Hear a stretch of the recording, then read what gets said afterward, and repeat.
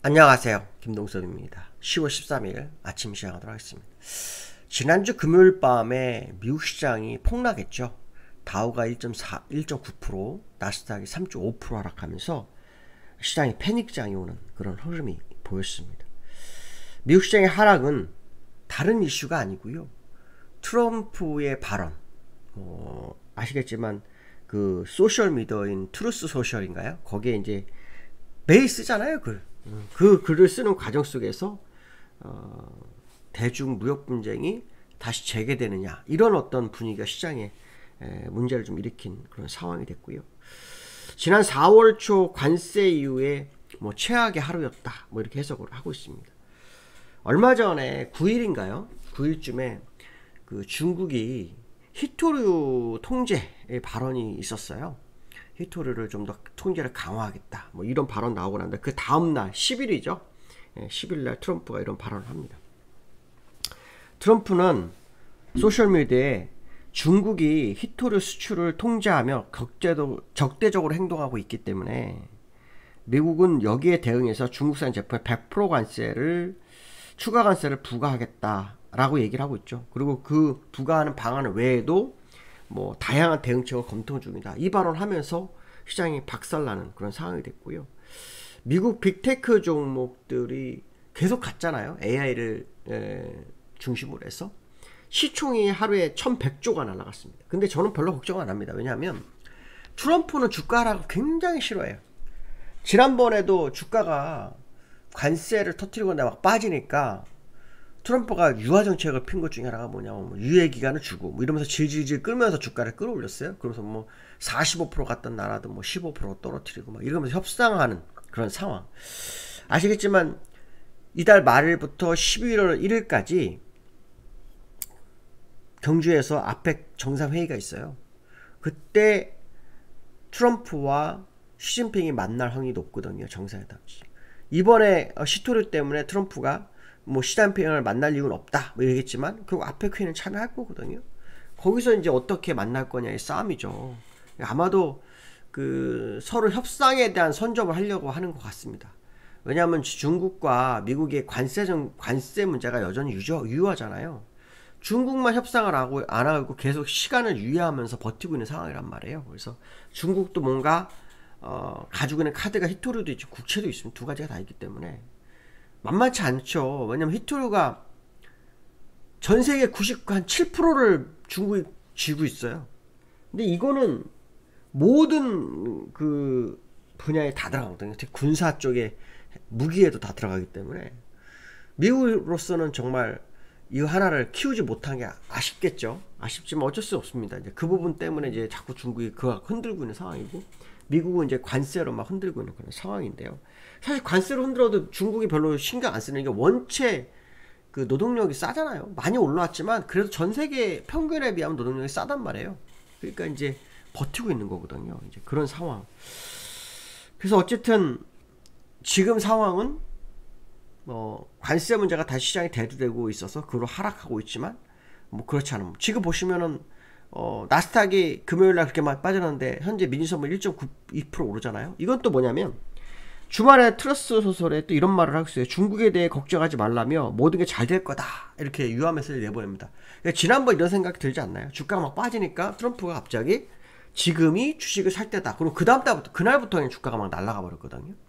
왠지 이것도 시그널 아닌가 싶어요. 꼭 주식시장에서 파생하는 사람처럼, 그렇죠? 이거 완전히 딱 꼭지에서 그냥 뉴스 하나, 이게 입으로 그냥 시장을 박살낸 거잖아요. 전 세계 시장을 입으로. 미국 대통령은 말을 함부로 하면 안 되는데 너무 말을 함부로 하면서 시장을 흔들어버리는 그런 상황이 연출되고 있습니다. 그래서 엔비디아 같은 종목이 4.98%, 애플이 3%, AMD가 9%, 테슬라 5% 빠지면 주가를 끌어내리는 그런 모습이 있는데요. 그나마 이 주말에 테슬라 뉴스가 좋은 게 있었어요.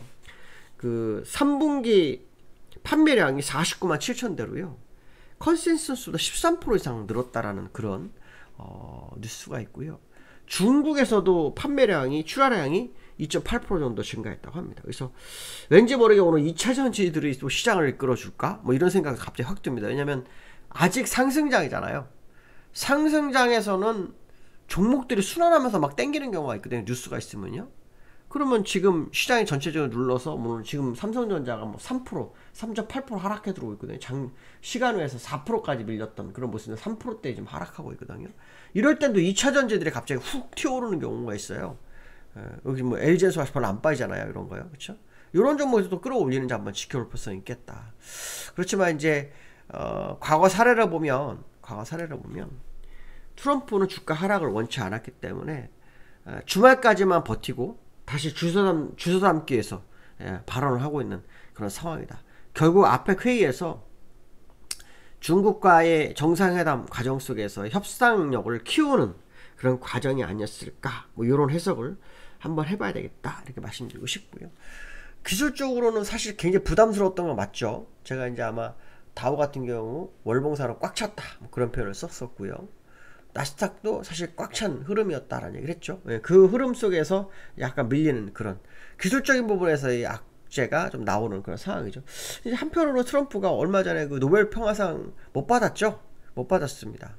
그것 때문에 주가를 끌어내렸나? 뭐 이런 생각 듭니다. 왜냐하면 트럼프가 그랬거든요. 저는 8개 지역에서 뭐 전쟁을 종식시켰다 뭐 이런 발언을 했거든요. 그 정도까지.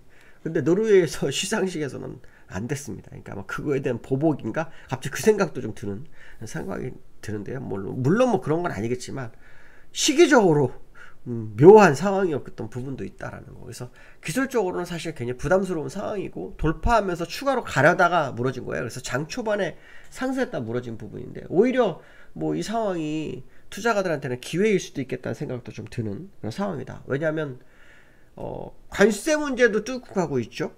사실 관세 문제로 인해서 미국은 돈이 많이 들어가고 전 세계에는 악재잖아요. 그렇죠? 근데 미국이 버티니까 간단 말이에요. 그 다음에 셧다운이 돼가지고 지금 거의 뭐 10며칠 동안 진행되고 있는데도 간단 말이에요. 그런데 이 발언하려는 것은 이건 뭔가 좀 말이 안 되는 거죠. 그렇죠? 관세 정책은, 관세 분쟁은 계속 진행이 되고 있었던 부분이에요. 그러니까 이게 다시 재탕이 된 상황이다라는 해석도 갑자기 드는 그런 상황이 되고 있고요. 그 다음에 시장에서 지금 우리나라는 관전 포인트로 받는 게 원달러죠. 원달러입니다. 원달러가 지금 지난주 금요일날 1421원에 끝났잖아요. 그래서 제가 이 차트 굉장히 좋다고 했는데 지금 여기에서 1430원에 끝났습니다. 제가 9월 20일 이후로 좀 보라고 했는데 그때 이후로 뭐 환율을 오르는데 환율로 보면 주가가 줄 수가 없죠. 원래. 근데 이제 우리나라가 환율하고 동떨어진 시장 흐름을 보이는 게 꽤 오래됐어요. 꽤 오래됐습니다. 특히 지금 환율이 내려와서 주가를 끌어올리는 그런 시국은 아니죠. 우리나라가. 왜냐하면 관세가 지금 15%도 아니고 25%거든요. 특히 우리나라가 3,500억 달러를 미국 투자한다고 그러는데 그 부분에 대해서도 지금 서로 얘기가 다른 상황이 나오다 보니 시간 벌기에 환율을 올려서 상쇄하는 상황? 뭐 이런 생각이 갑자기 확 드는 그런 상황인데요. 지난주 금요일날도 21원이나 뛰었는데 주가는 폭등했잖아요. 환율하고는 주가가 지금 갑자기 상관관계 없어요. 지금 환율은 보이지 않는 상황 속에서 그 무역 적자를 해소하는 과정, 이거 아닐까. 특히 그 미국과 미 정부와 합의하는 상황 속에서 그런 얘기 있다고 그러죠. 우리나라 관세 조율국이 아니기 때문에 환율 관찰 대상에서 제외한다. 뭐 이런 얘기 협상했다. 뭐 그런 뉴스도 있었거든요. 그래서 그런 부분을 보면 지금 환율이 고평가, 뭐 저평가 됐다. 뭐 이런 평가할 수 없죠. 고평가라는 것은 가격이 큰 거고 뭐 내려가는 거고, 저평가는 이제 환율 가치가 떨어진 거니까 저평가 됐다고 말을 못 하는 거죠. 그러니까 그 상황이 요때 나왔어요. 그 다음에 지금 올라가고 있거든요. 환율과 주가가 같이 가는 상황인가? 라는 생각도 갑자기 훅 들어버리는 상황. 그러면 같이 간다 그러면 환율이 올랐으니까 오늘 주가가 빠지면 안 되는 거거든요. 지난주 금요일을 기점으로 하면 전냐 후광이 되나? 뭐 이 생각이 갑자기 훅 들어는 생각이 듭니다. 어쨌든 뭐 그거는 뭐 지켜봐야 되겠지만 어쨌든 환율이 지금 1421원대 거래되고 있는 부분, 1400원에 끝났죠. 지난주 금요일, 죄송합니다. 21원 1430원까지 갔었거든요. 근데 지난주 금요일날도 뭐 환율이 나쁘지 않았어요. 1400원대에서 주가가 끌어올렸기 때문에 환율의 흐름 한번 계속 지켜볼 수 있겠다. 뭐 이런 해석을 해야 될 것 같고요. 주가 하락하면서 수급에서 이제 그 외국인들 동향이 되게 중요할 것 같아요. 왜냐면 외국인들이 지난주 목요일날 프로그램 포함해서 5조를 샀고요. 지난주 금요일날은 프로그램은 팔았지만 현물을 거의 1조가량 샀거든요. 1조가량 샀습니다. 그래서 외국인들이 지금 패닉이 온 상태죠. 시장을 끌어올리는 과정 속에서 트럼프의 발언 하나에 미국이 흔들리는 그런 상황, 그러면서 주가가 밀렸기 때문에 오늘 일단 장 초반에는 외국인 지금 현재 시간에서 매도를 하는데 이게 맞을지는 한번 지켜봐야 되겠죠. 지켜봐야 될 것입니다.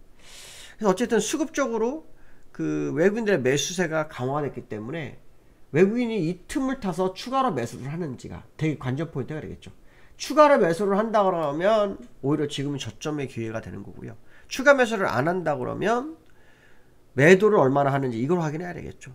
근데 이제 오늘은 또 어떤 날입니까? 윗끌림 만기죠. 윗끌림 만기는 사실은 외국인보다 누굴 봅니까? 기관을 보죠. 기관은 현재는 뭐 매수로 보이는데 이건 뭐 얼마 되지 않으니까 좀 지켜봐야겠습니다. 근데 어쨌든 개파락 출발이 예상이 되고 있어서 이 개파락이 되면은 누군가 반대 포지션에 기회를 줄 수 있기 때문에 그 흐름을 보여야 되겠죠. 특히 해외 민유 선물 1% 정도 올라온다는 것은 그나마 뭐 시장이 방어력이 있는 상황인 거다라는 생각도 든다, 이렇게 말씀드릴 수 있을 것 같습니다. 오늘 여기까지 하겠습니다. 감사합니다.